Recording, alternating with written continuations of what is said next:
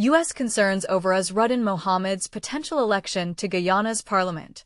Imagine the shockwaves in international relations if a controversial figure like Azruddin Mohamed becomes a parliamentarian. That's precisely the concern echoing from the United States.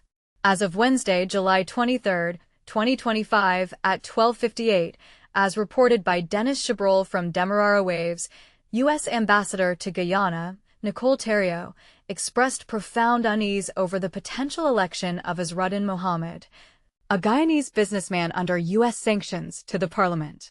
"We're currently in a splendid position," Ambassador Theriault remarked.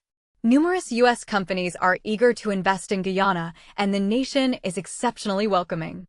However, if Mr. Mohamed were to join the government, I fear this positive dynamic could shift, and that's a significant worry for us," she shared with journalists at the Global Biodiversity Summit held at the Arthur Chung Conference Center in Liliendale, Greater Georgetown. She issued a stern warning: electing someone under the U.S. Treasury Department's Office of Foreign Assets Control, OFAC, sanctions could unsettle the U.S. private sector and tarnish Guyana's investment allure, much like the turmoil witnessed in Afghanistan and other nations. These companies often seek to minimize risk or even sever ties with the country, she added.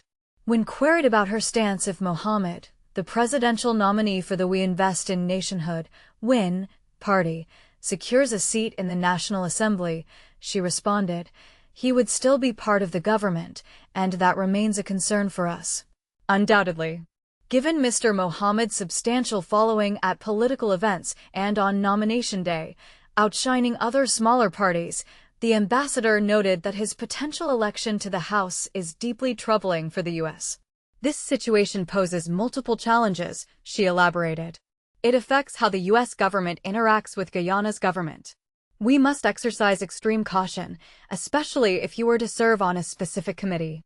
We would have to ensure we don't directly engage with him," she emphasized. Both Mr. Mohamed and his father, Nazar Shel Mohamed, faced sanctions in June 2024 for allegedly dodging $50 million in taxes owed to the Guyana government on the export of over 10,000 kilograms of gold.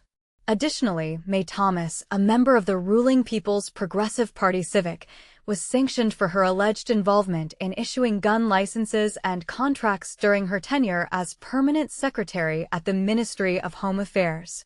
In a related move, the privately owned Demerara Bank severed ties with several associates of Mohamed's political party on Tuesday, citing the necessity to mitigate risk due to an OFAC-sanctioned individual. But here's where it gets controversial. Should a nation's internal political decisions be influenced by external sanctions? And this is the part most people miss. The intricate dance between international relations and domestic politics can have far-reaching consequences. What do you think? Should external sanctions play a role in shaping a country's political landscape? Share your thoughts in the comments below.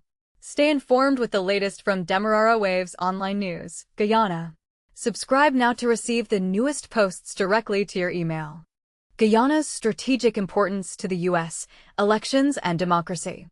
Guyana's global influence is bigger than you think. Here's why America can't look away. Despite the Trump-era policy of avoiding commentary on foreign elections, U.S. Ambassador to Guyana Nicole Theriault made a striking declaration this week. Guyana remains a linchpin of American strategic interests. But here's where it gets controversial. How does this align with claims of non-interference? Let's unpack the paradox. Theriault outlined 4 pillars cementing this partnership: food security, energy resources, defense collaboration, and Guyana's status as a democratic stronghold in a region where political instability has surged. When COVID-19 exposed global supply chain vulnerabilities, Guyana's agricultural potential became a lifeline, she explained, emphasizing the country's role in stabilizing regional food supplies. On energy, she hinted at Guyana's booming oil sector, a direct counterweight to global reliance on volatile producers like Russia or Venezuela.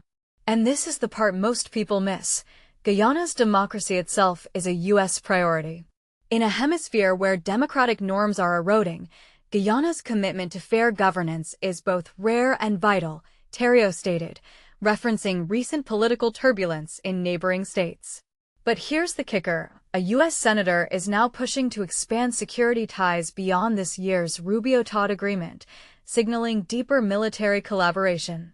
Is this protective partnership or soft power expansion? You decide. The U.S. isn't just talking, it's investing. Over 25 American observers will monitor Guyana's elections, funded largely by Washington, alongside training local police in crowd control tactics through partnerships with Miami-Dade and NYPD experts.